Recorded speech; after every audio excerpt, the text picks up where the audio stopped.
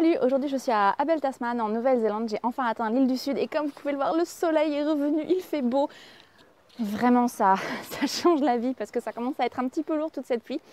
Et du coup je profite d'une petite pause dans ma balade pour vous parler de Six of Crows, les deux romans puisque j'ai terminé le deuxième il n'y a pas très longtemps. Et donc évidemment j'ai oublié de vérifier de qui c'est. C'est encore un auteur dont j'ai beaucoup de difficultés à prononcer le nom, donc l'avantage c'est que je ne vais pas l'écorcher cette fois, je le marquerai ici.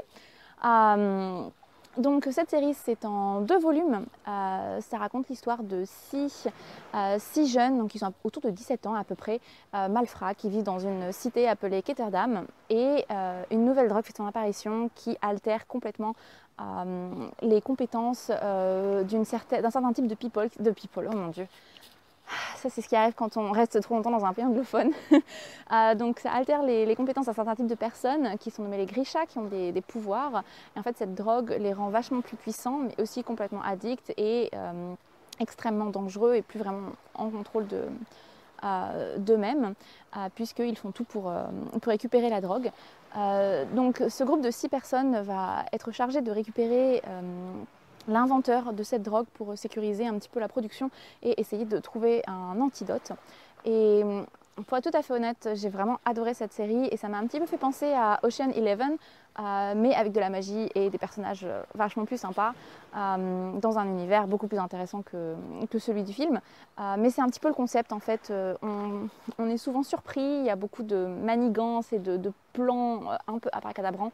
Donc c'est vraiment une série qui est assez surprenante et un univers qui est vraiment très riche, donc avec ces différentes classes de people, donc décidément, ces différentes classes de gens.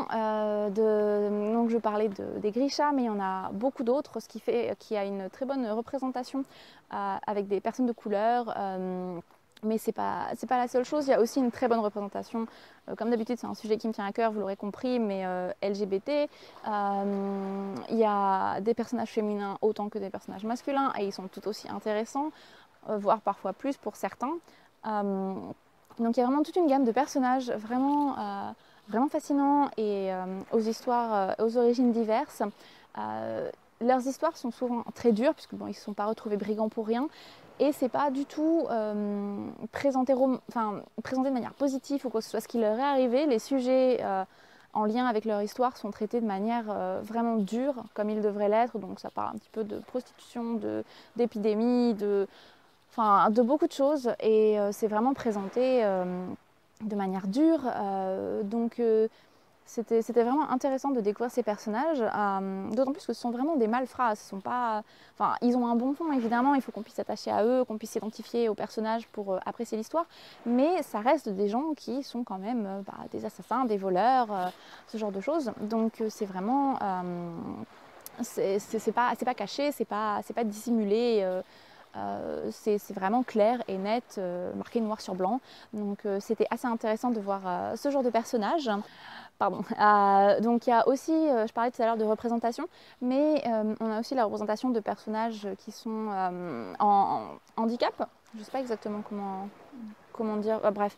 Donc un des héros a un handicap moteur, c'est pas un handicap prononcé, il n'est pas en fauteuil par exemple, mais il a un grave problème à la jambe. Et il y a également des handicaps plus mentaux qui sont traités de cette manière, mais qui montrent également que c'est quelque chose qui, même si ça fait partie de leur vie, ça les empêche pas de vivre, ça les empêche pas de profiter de la vie et de faire ce qu'ils veulent et d'être complètement badass. Donc c'était vraiment un point hyper positif, j'ai trouvé. Et voilà, je pense que j'ai fait à peu près le tour. C'est vraiment une série qui est intéressante. J'étais un petit peu déçue par la fin parce que j'ai l'impression qu'il manque quelques chapitres. J'aurais bien aimé voir certains personnages un petit peu plus développés, voir ce qui leur arrive, comment ça se passe pour eux après cette histoire. Donc ça c'est un point qui m'a un petit peu déçue. Mais dans l'ensemble, j'ai vraiment apprécié cette série et ça a été une très bonne découverte. J'en avais pas mal entendu parler sur internet, donc j'étais assez curieuse et je n'ai pas été déçue. J'ai vu qu'il y a une trilogie, je ne sais pas exactement si ça se passe avant ou après, qui est consacrée justement aux Grisha, donc ce peuple dont je parlais qui a des pouvoirs et qui était altéré par la drogue.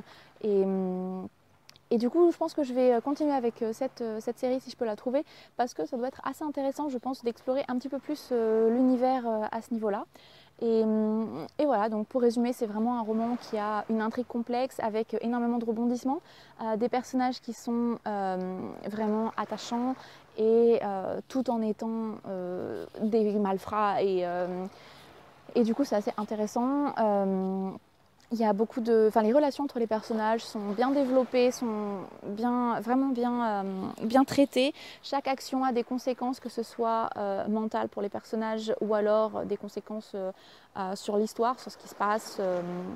Donc c'était, y a pas vraiment, enfin j'ai pas eu l'impression qu'il y ait des pistes qui soient lancées et qui soient complètement oubliées en cours de route.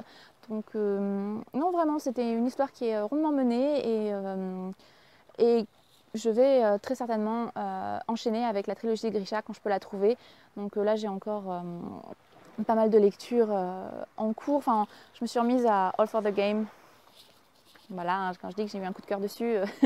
Mais sinon, prochainement, je vais essayer de voir si je peux pas trouver la suite parce que si c'est aussi bien écrit que cette série, ça va avoir le coup. Alors évidemment, ce qui m'a beaucoup plu dans cette série, c'est vraiment les personnages et le côté un petit peu Ocean Eleven. Mais je pense que ça peut valoir le coup quand même de s'intéresser à la trilogie des Grisha. Voilà, donc écoutez, je vais reprendre ma marche parce que je crois que j'ai encore 2 heures avant de rejoindre mon auberge et il est déjà 5 heures, donc ça va vite faire nuit. Je vais essayer de vous montrer un petit peu derrière, mais voilà, soit on voit mon visage, soit on voit l'arrière-plan, visiblement, hein, donc je ne suis pas sur un fond blanc. Mais bon, j'ai filmé un petit peu de toute manière, donc je pense que je vous mettrai des plans entre-temps. Voilà, je vous dis à bientôt, ce sera sans doute pour Aristotle et Dante découvrent les secrets de l'univers que j'ai lu dans le ferry et qui a été aussi une très bonne découverte. J'ai l'impression que je ne lis que des livres qui me plaisent en ce moment, donc c'est parfait. Donc je vous dis à très bientôt, salut!